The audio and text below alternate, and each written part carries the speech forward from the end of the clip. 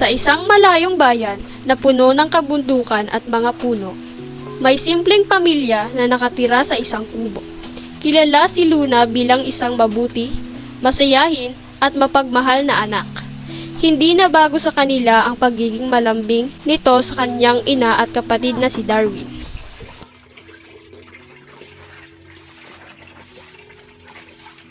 Luna, anak, salamat sa pagwawalis ha. Lalo na ikaw, Darwin, ang sipag mong mag-igib ngayon. Halina kayo.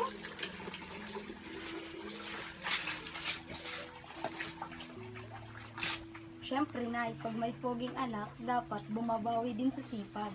Ewan ko sa kuya. Saka palagi lang ako masipag para sa iyo yun, Nay. Gagawin ko ang lahat para sa iyo. Ayos ka lang, Nay. Nay, magpahinga ka muna. Ako lang, bahala rito. Ah, sige anak. Salamat.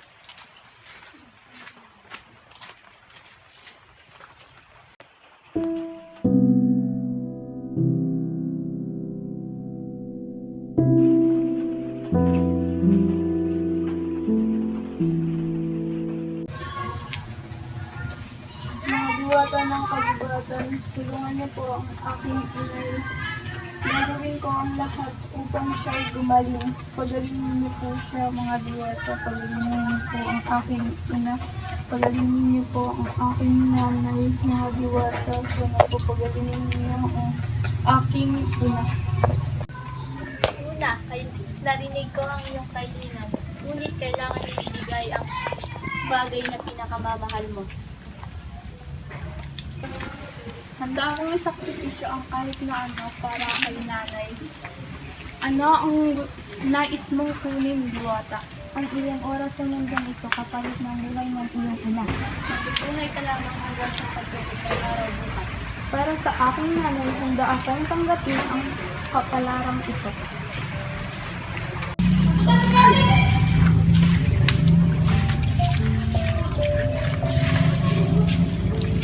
Nasaan na po si Luna? Nasa mabuti na siyang kalagayan. Napakabait pa naman na bata niya.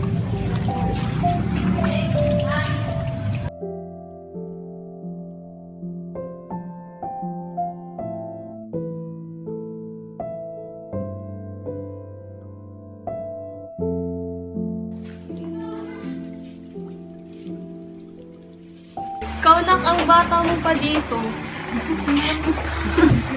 Ikaw na yung pangit mo sa dito.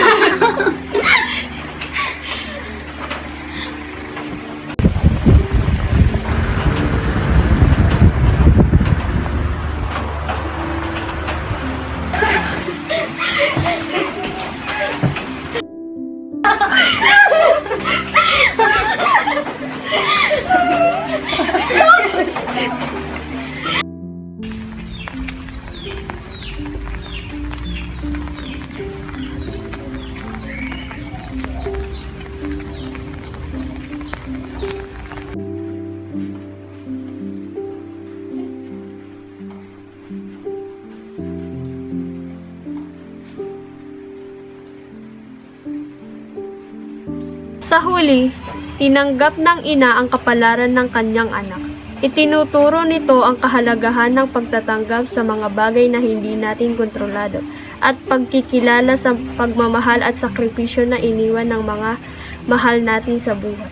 Sa huling sandali ng kanyang buhay, kasabay ng mga ngiti niya ang pagdilim ng kalawakan at pag-usbong ng gasuklay na buwan sa kalangitan.